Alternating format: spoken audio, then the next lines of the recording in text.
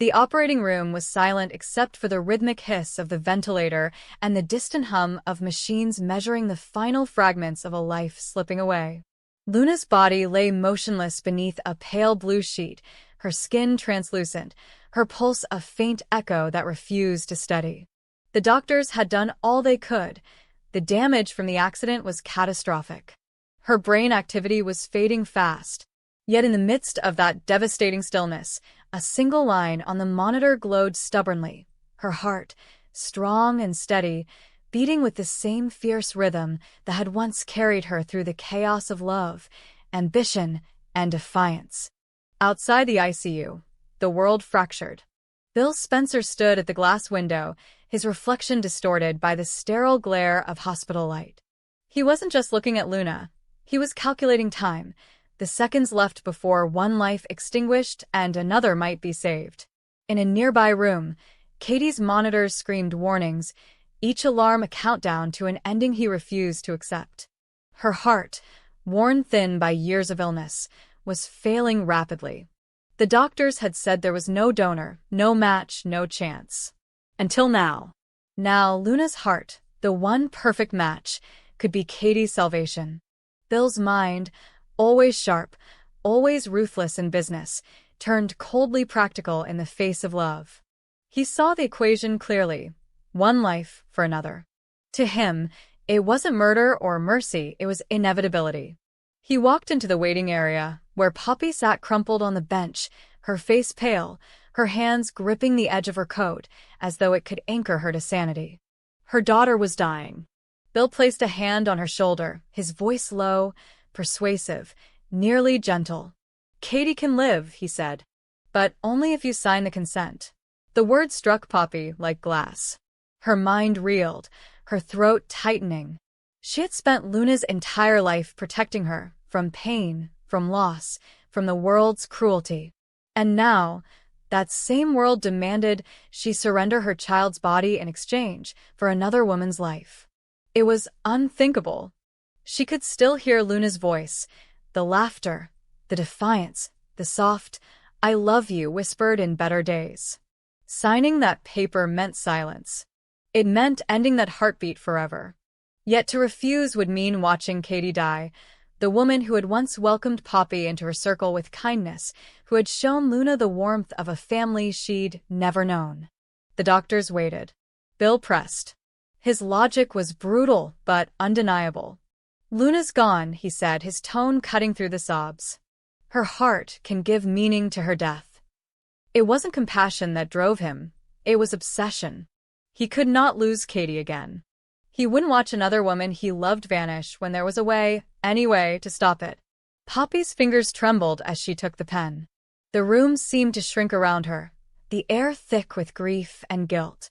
When she signed, the sound of the pen scratching across the paper felt like a blade slicing through her soul. She didn't remember breathing afterward. The nurses moved swiftly, their efficiency obscene in its calm. Papers exchanged hands. Consent was logged. The surgery began.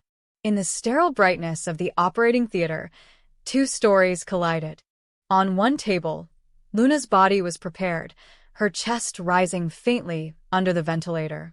On the other, Katie's chest was opened, her heart weak, flickering like a candle in the wind. The surgeons worked in synchronized silence, two teams divided by a glass wall, united by one impossible act. When Luna's heart was lifted from her body, still pulsing, still alive, Poppy collapsed outside, her sobs muffled against the cold floor. In that moment, she knew she had become both executioner and savior. Hours later, Katie's monitors stabilized. The rhythm of Luna's heart now lived inside her, a strange, miraculous theft of life. The doctors called it a success. Bill called it a victory. But for everyone else, it was an unhealable wound. When Poppy saw Katie for the first time after the surgery, she couldn't breathe. Katie's skin glowed with new color, her cheeks flushed with the vitality Luna had carried. The doctors spoke of miracles, but to Poppy, it felt like haunting. Every beat of Katie's new heart was a reminder that her daughter's body lay cold in another room. She wanted to hate Katie, to scream, to accuse, but she couldn't. The woman smiled weakly and whispered, "Thank you." And Poppy broke all over again. The Spencer, Logan, Nozawa families gathered in uneasy silence over the following days. The public narrative was carefully constructed: a tragic accident, a selfless donation, a life saved. But behind closed doors, the truth hung like a shadow that no one dared name. Bill tried to justify it to himself, that he had saved a family, that Luna was beyond help, that Poppy's signature was an act of love. Yet every night, when he heard Katie's new heartbeat as she slept, he felt something twist inside him. The rhythm was too young, too fierce, too alive. It wasn't hers. For Will, the revelation shattered him. When he learned that Luna's heart now beat within his mother's chest, his world collapsed into contradiction. He loved his mother. He owed her his life. But Luna had been his first love, the one who had seen him not as a Spencer heir, but as a person. Her laughter had healed wounds that his family's wealth never could. Now, she was gone, and the woman who had replaced her heartbeat was the same one who had raised him.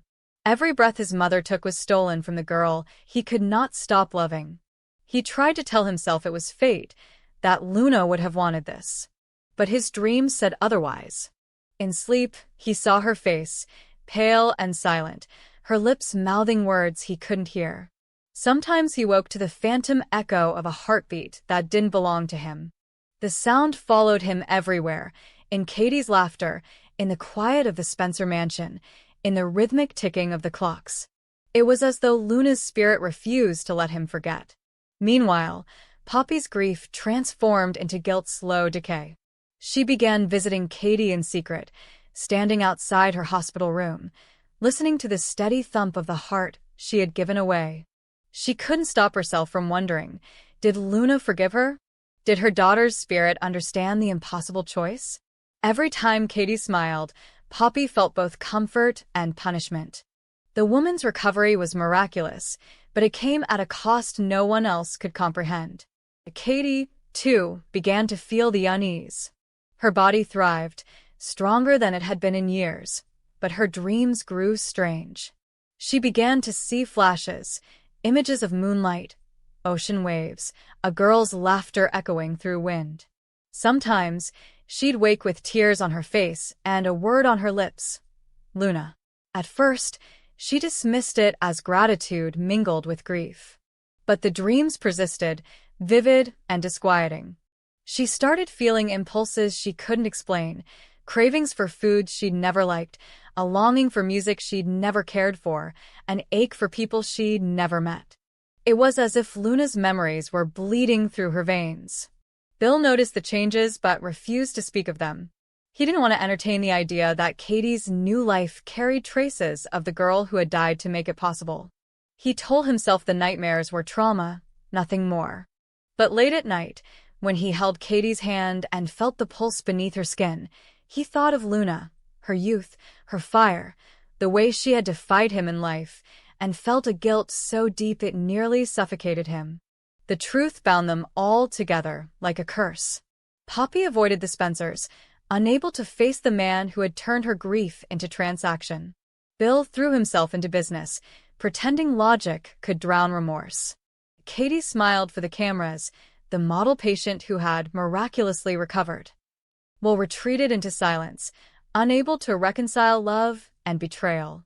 Yet beneath their distance, an invisible thread kept them tethered, the steady beating of Luna's heart, now living in another chest, dictating the rhythm of their collective punishment. Weeks turned into months. Katie's recovery became the city's miracle story. Hospitals praised the donation. Foundations sent flowers. Reporters called it fate. But in private, the family fractured. Poppy began drinking, haunted by the image of her daughter's final moments, the way her chest had been opened, her heart taken. She couldn't escape the sound of surgical instruments, the click of gloves, the mechanical beeping. When she looked in the mirror, she saw the reflection of a mother who had chosen convenience over faith, survival over love. Will's torment deepened when he accidentally overheard a conversation between Bill and the surgeon. The detail no one else knew. Luna had still been faintly alive when the extraction began. The machines had registered weak brain activity, but Bill had insisted they proceed. Time was critical, the doctor had said. We couldn't risk losing the heart. That revelation destroyed the last thread of justification Will had clung to. Luna hadn't just died. She had been taken. And he, by silence, had become part of it. He confronted his father in the dead of night, his voice trembling with rage. You killed her, he said. Bill didn't deny it. He tried to explain, to rationalize that it had been for Katie, that Luna would have died anyway, that her heart had given life to someone else. But Will couldn't hear it. Every word sounded like profit and power dressed as mercy. In that moment, he saw his father not as a savior, but as a man who believed he could purchase life at the expense of another's soul. Katie sensed the distance growing, though no one told her why. She noticed the way Poppy avoided her gaze, the way Will flinched when she laughed, the way Bill's affection turned forced. The heart inside her beat steadily, but the life around her began to decay. She confronted Poppy one afternoon, her tone gentle but firm. There's something you're not telling me, she said. And for the first time, Poppy broke. The confession spilled out in gasps and sobs. The signature, the surgery, the truth that Katie's survival had come from Luna's stolen breath. Katie collapsed both physically and spiritually. She couldn't reconcile the gift and the horror. Gratitude turned to guilt, then to existential dread. How could she live knowing her pulse was borrowed from a girl whose life had been cut short, whose love had been sacrificed so that she might wake again? She stopped sleeping, stopped eating, haunted by the thought that her survival was theft. Sometimes, she placed her hand over her chest, half expecting to feel someone else's heartbeat pushing back. The family spiraled. Bill tried to hold them together, but every attempt only deepened the divide. Poppy fled the city, unable to bear the burden. Will vanished from public life, his grief turning into obsession. He began visiting Luna's grave at night, speaking to her as though she could still hear. I don't know how to forgive them, he whispered once. I don't know how to forgive myself. In the quiet that followed, he sometimes thought he heard a heartbeat beneath the earth, faint but insistent, as if the part of Luna that lived inside his mother was still reaching for him. He wanted to believe that meant she forgave him, but the truth remained murky, painful, unresolved. Years later, Katie continued to live with Luna's heart beating strong and steady inside her. The doctors called it a miracle, but she called it a haunting. Every milestone, every breath, every sunrise, every whispered "I love you" came laced with memory and sorrow. She often dreamed of the sea, of a girl standing on the shore, smiling through tears. She never saw her face clearly, but she knew, instinctively, it was Luna. The accident had ended one life, but entangled countless others, binding them in a web of guilt, gratitude, and grief. Bill lived with the knowledge that his power had saved the woman he loved, but destroyed the son who once admired him. Poppy carried her sin like a wound that would never close. Katie survived, but every beat of her heart reminded her that life and death could no longer be separated by morality. And Will, the boy caught between love and blood, would spend the rest of his life wondering if Luna's heart still knew his name, still loved him from within the body that had stolen her future. In the end, it was not the accident that broke them, but the choice that followed, the decision to trade one heartbeat for another. A mother's signature, a father's will, a son's silence, a woman's borrowed life. Each of them had chosen in the name of love. And in doing so, they had condemned themselves to live forever in its shadow. The hospital lights still burned long after Luna's surgery had ended, casting sterile halos across walls that no longer felt like places of healing. For Poppy, time had become viscous, thick, slow, impossible to move through. She sat for hours in the same hallway, her eyes fixed on a single point of tile, unable to distinguish 1 minute from the next. Somewhere beyond the double doors, Luna's body was being prepared for transfer to the morgue, while down another corridor, Katie's new heart was beating strong and steady. The sound of celebration, of doctors murmuring the word miracle, was unbearable. It wasn't a miracle to her. It was desecration. It was the theft of her daughter's final breath disguised as mercy. In those first hours, she had been no more than a ghost, a mother emptied of logic and anchored only by horror. When Bill placed the consent forms in front of her, she had not even seen the words. They swam in her vision, black marks bleeding together on white paper, meaningless until his voice cut through, calm, persuasive, final. "You're giving her a purpose," he had said. "You're saving someone's life." The words had been so clean, so simple, so seductive. She signed, hands trembling, mind dissolving under grief and shock. The pen slipped once, streaking ink across the line, something the nurse had called a smudge, but to Poppy, it had been a wound. She would remember that mark forever. When she awoke hours later in the hospital's family room, a nurse was smiling kindly, telling her that the surgery was successful. "Katie's going to live," she said. "It's a miracle." That was the moment Poppy began to feel her sanity return, piece by piece, and with it came the slow, suffocating realization of what she had done. Her daughter's heart, Luna's heart, was now beating inside another woman's chest. She had not given consent out of courage or compassion. She had given it because she had been cornered, manipulated, stripped of reason. She had been broken open, and Bill Spencer had walked straight through her grief to get what he wanted. At first, she couldn't move. She wandered the corridors in silence, hands pressed against the walls to steady herself. When she saw Bill's reflection in the glass outside the ICU, something inside her ignited. He was standing there like a man who had conquered death itself, arms folded, jaw set, the faintest glint of satisfaction in his eyes. She approached him, her voice trembling not from weakness, but from fury. "You used me," she whispered. Bill didn't flinch. He simply said, "I saved Katie." And then, more quietly, "You'll thank me one day." Those words sealed it. That was the moment grief hardened into rage. Within 24 hours, Poppy contacted an attorney. The man who answered her call, a quiet, methodical lawyer named Marcus Vale, was known for taking impossible cases. He listened as she told him everything: the accident, the surgery, the pressure, the coercion. He didn't interrupt, didn't comfort.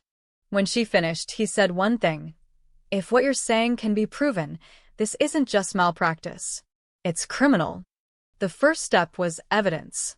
Together, they gathered everything: medical records, psychological evaluations, timestamps, security footage. The hospital had already sealed Luna's files, citing confidentiality, but Marcus obtained a court order for access. What they found inside made Poppy's stomach turn. The consent form had been signed less than 2 hours after Luna was declared brain dead, during the critical window when the law required emotional assessment of the guardian. There was no notation of such an evaluation. The attending psychiatrist's signature line was blank. And in the nurse's notes, a small detail glared like a beacon. Patient's mother was in visible distress. Unstable. Disoriented. Signed documents while under heavy sedation. That single sentence became the backbone of the lawsuit. Poppy filed her claim within a week. Poppy Nozawa versus Spencer Memorial Hospital and William Spencer, CEO of Spencer Publications. The accusations were staggering: medical coercion, emotional manipulation, and unlawful procurement of organs from a vulnerable guardian. It was the kind of case that tore through institutions like fire through dry grass. The press devoured it. The same headlines that once praised Bill Spencer for saving a life now rebranded him as a predator who had exploited grief for personal gain. The hospital's legal team scrambled for defense, insisting everything had been done within ethical boundaries. But the public was already turning. Katie, meanwhile, became the unwilling centerpiece of the scandal, the living embodiment of the ethical question no one could answer. Every camera wanted a glimpse of the woman with the borrowed heart. She avoided them all.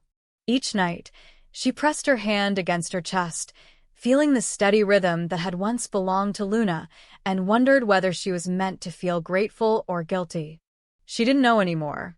Her gratitude to Bill was fading, replaced by something colder, Fear. Because she too began to suspect that what had been done to save her had crossed a moral line. Poppy's grief metamorphosed into purpose. She stopped crying. She stopped sleeping. Her days were consumed by legal meetings and interviews. By the endless retelling of the night, she had lost everything. Marcus guided her through it, patient but firm, helping her translate emotion into evidence. Together, they built a timeline, every minute from Luna's accident to the moment her heart began beating in Katie's chest.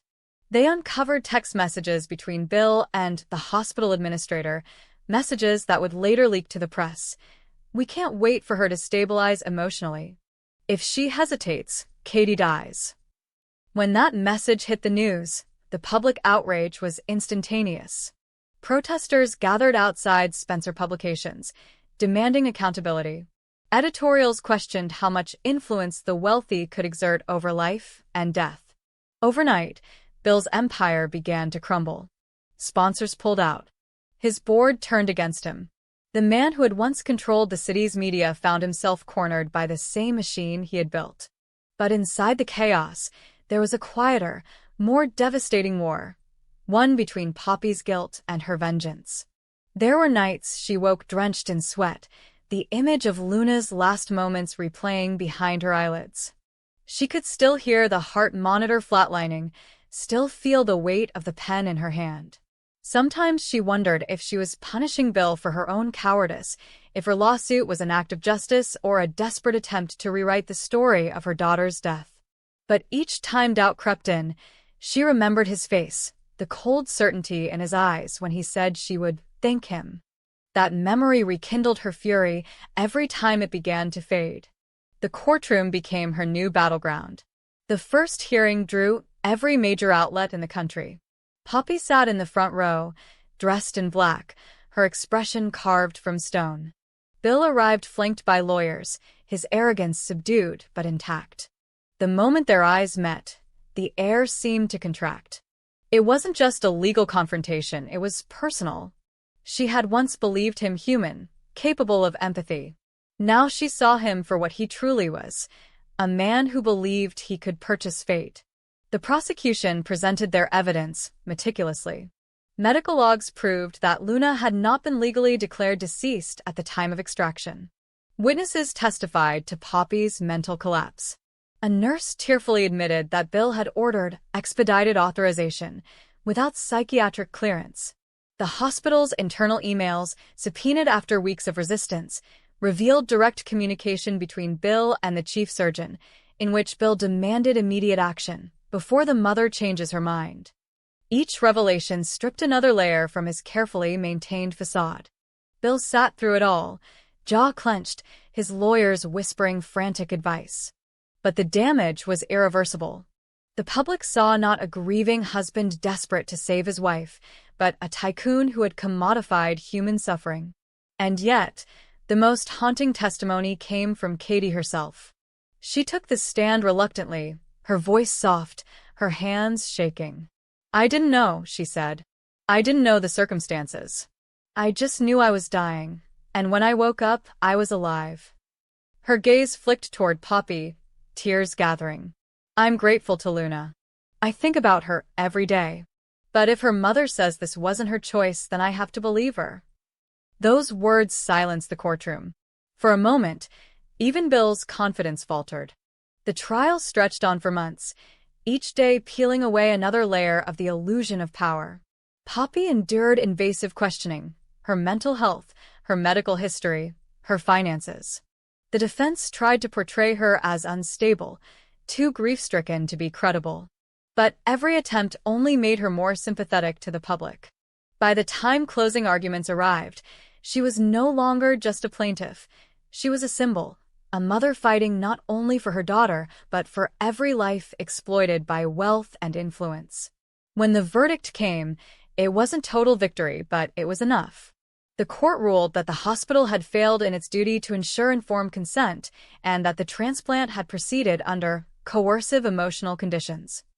Bill was found guilty of undue influence in medical decision-making. He avoided prison but was forced to step down from Spencer Publications and pay a settlement large enough to cripple his empire. More than the money, it was the disgrace that destroyed him. The media called it the fall of a king. But Poppy's triumph was hollow. Justice, she realized, was not resurrection. It couldn't bring Luna back or erase the sound of her daughter's final heartbeat. The verdict ended a chapter, but it didn't silence the ghosts. Some nights, she still dreamed of Luna's heart beating inside Katie's chest, and she would wake in tears, torn between hatred and forgiveness. Katie lived, but she lived with guilt.